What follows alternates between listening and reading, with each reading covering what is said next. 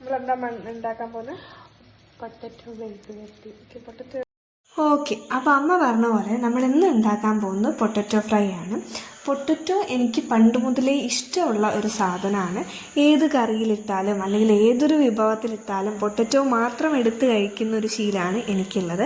അപ്പോൾ ഞാൻ potato fry ഉണ്ടാക്കുന്നത് എന്നും സെയിം മെത്തേഡ് യൂസ് ചെയ്തിട്ടൊന്നുമല്ല. ചുമ്മാ സ്ക്രോൾ ചെയ്തുകൊണ്ടിരിക്കുമ്പോൾ ഏത് റീല് കണ്ടാലും ആ പൊട്ടറ്റോ ഫ്രൈ ഒന്ന് ട്രൈ ചെയ്ത് നോക്കും. കാരണം എത്ര കുളമായാലും ഞാൻ ഈ സാധനം കഴിച്ചോളും. അപ്പോൾ അങ്ങനെ തോണ്ടിക്കൊണ്ടിരിക്കുന്ന സമയത്ത് കണ്ട ഒരു റീല് കണ്ട് ഉണ്ടാക്കുന്ന പൊട്ടറ്റോ ഫ്രൈ ആണിത്. ആദ്യം ഇതിനകത്ത് ജീരകം ഇടണമായിരുന്നു, അത് ഞാൻ മറന്നുപോയി. അപ്പോൾ നിങ്ങൾ ഉണ്ടാക്കുന്ന സമയത്ത് ആദ്യം ജീരകം ഇടുക, പിന്നെ കഴിയുന്നതും കുറച്ച് ജീരകം ഇട്ടാൽ മതി.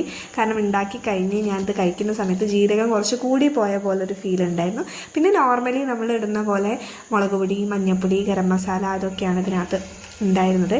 ഉണ്ടാക്കിക്കൊണ്ടിരിക്കുന്നതിൻ്റെ ഇടയ്ക്ക് ഭദ്ര ബേബി എണീറ്റ് വന്നിട്ടുണ്ടായിരുന്നു. ആൾ നല്ല ഉറക്കമായിരുന്നു.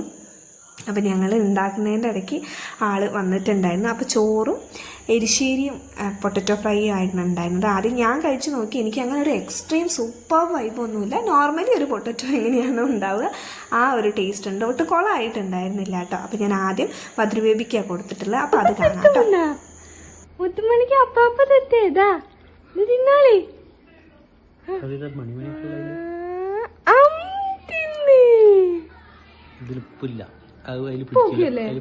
അല്ല ഇപ്പൊ ഇട്ട് ഉപ്പ് ഇട്ടായോ? ബദ്രി ഇഷ്ടമായോ? ഇഷ്ടമായോ? ആണോ? അതെ, അപ്പൊ തരവനെ.